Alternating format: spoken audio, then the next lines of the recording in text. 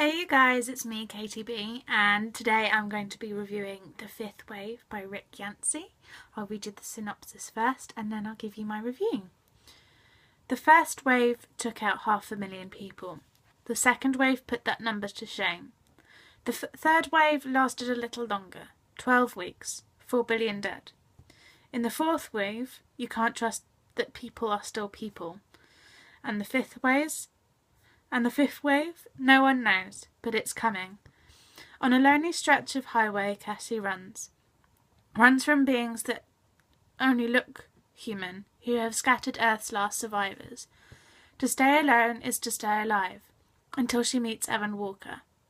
Beguiling and mysterious, Evan may be her only hope. Now Cassie must choose, between trust and despair, between defiance and surrender, between life and death. To give up or to get up. For me, I loved the beginning bits with Cassie. She was a really great character, and seeing each of the waves as she experiences them was quite interesting, and it was really well written. But then point of view shifted and I didn't know who the character was. I had no idea. I was a little bit confused by it, which kind of rattled me a little bit, and I was like, okay, fair enough, I'll roll with it.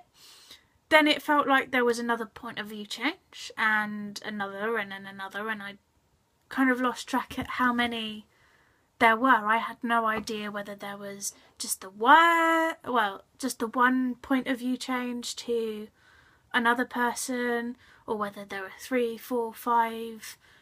I wasn't sure how many different points of view there were because it confused me so much, and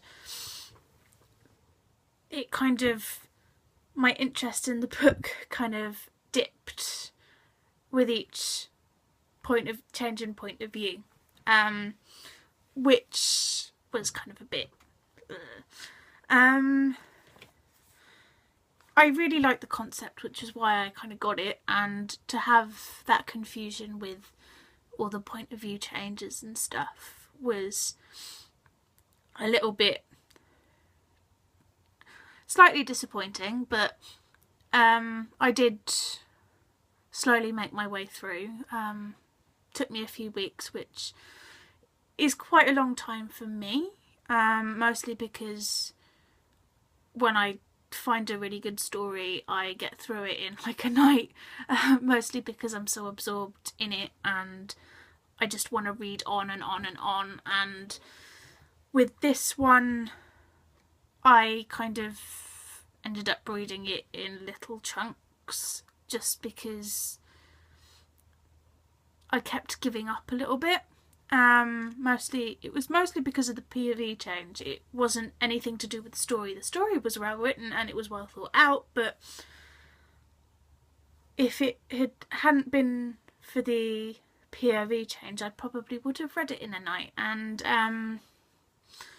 so yeah, that was a little bit annoying. What else have I got here?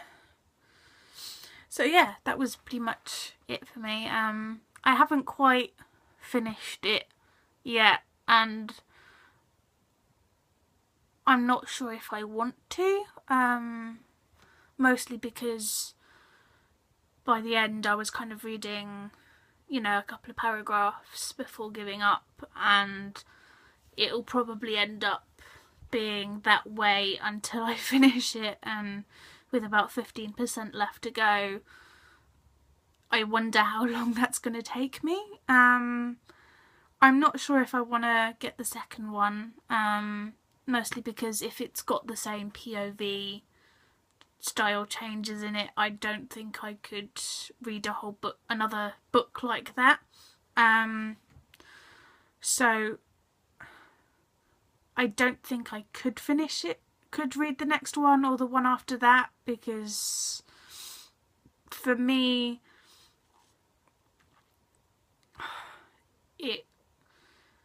because I struggled to finish this one with all the points of view changes, I don't want to kind of struggle to even start another one. But otherwise it's a really interesting concept in terms of a YA novel. And it is, if you can keep up with kind of point of view changes, unlike me who's a little bit dyslexic, then by all means it's a good book. It is a very well told story, and it is something that, if you don't mind plenty of changes in point of view, then you can go and get and read, and you will probably enjoy it, because it is a good story. But I just couldn't cope with the point of view changes, and yeah. That's it for me. I'll put the links down below so you can go and check it out, and I'll see you in the next video. Bye bye.